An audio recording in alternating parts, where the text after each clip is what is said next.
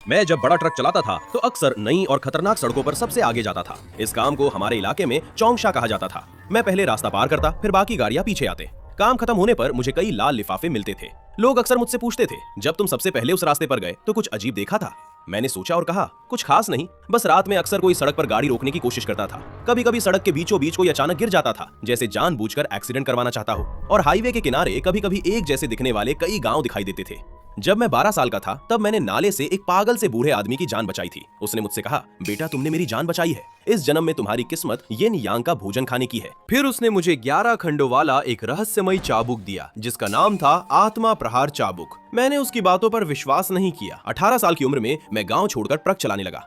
30 साल की उम्र तक मेरी अपनी कंपनी, परिवार और अच्छा जीवन था। मेरी जिंदगी लगभग परफेक्ट थी, लेकिन फिर सब कुछ बदल गया। मेरे माता पिता की मौत हो गई, मेरा भाई जेल चला गया, मेरी पत्नी बीमारी से मर गई और मैं भारी कर्ज में डूब गया। मेरे पास सिर्फ एक बेटा और एक बेटी बची। जब मैं पूरी तरह टूट चुका था तब अलमारी पर रखी वही आत्मा प्रहार चाबुक मुझे फिर दिखाई दी। उस समय मैं एक ग्राहक को लेकर पहाड़ की ओर गाड़ी चला रहा था। तभी दुजितेंग का फोन आया। वो साफ तौर पर शराब के नशे में था। च्यूनान, ज्यादा अकड़ मत दिखा, मैं तो तुझे जीने का मौका दे रहा हूँ।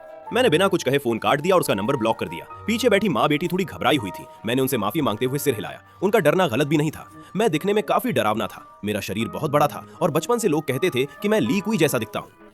दुजितेंग मेरा बचपन का दोस्त और बिजनेस पार्टनर था। हम एक ही गांव से निकले थे, साथ में ट्रक चलाए, साथ में शादी की और साथ मिलकर लॉजिस्टिक्स कंपनी बनाई। पहले वो बहुत दुबला पतला था, मैं उससे बड़ा था, इसलिए वो मुझे भैया कहता था और मैं हर जगह उसकी रक्षा करता था। अगर रास्ते में किसी से लड़ाई हो जाती तो मैं उसके आगे खड़ा हो जाता। खतरनाक कामों में वो डरता था तो मैं खुद जाता था। वापस आकर इनाम का आधा हिस्सा भी उसे दे देता था।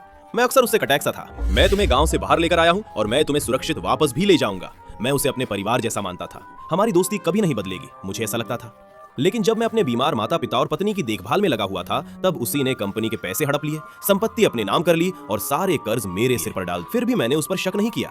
जब पत्नी के इलाज के लिए पैसे जुटाने की खातिर मैं उसके घर के सामने घुटनों पर बैठा था तब मैंने अपनी आंखों से देखा कि उसने मेरे आखिरी 200 युआन से खरीदा हुआ खाना अपने कुत्ते को खिला दिया। वह हंसते हुए बोला, च्यूनान, तू खुद को किसका बड़ा भाई समझता है? अब तेरी औकात मेरे कुत्ते से भी कम है। आखिरकार मैंने ऑपरेशन के पैसे तो जुटा लिए, लेकिन अपनी पत्नी को नहीं बचा पाया। मरने से पहले उसने मेरा हाथ पकड़कर कहा, हाँ नान, खुद को दोष मत देना। दुजितेंग बहुत जहरीला इंसान है।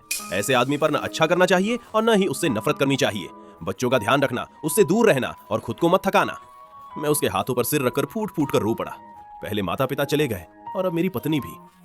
सूरज निकलते निकलते मैं एक और अपना खो चुका था। उधर दुजितेंग अपनी नई लॉजिस्टिक्स कंपनी चला रहा था और मैं अपनी संपत्ति बेचकर कर्ज चुकाने में लगा था। मुझे पता था कि मैं जल्दबाजी नहीं कर सकता।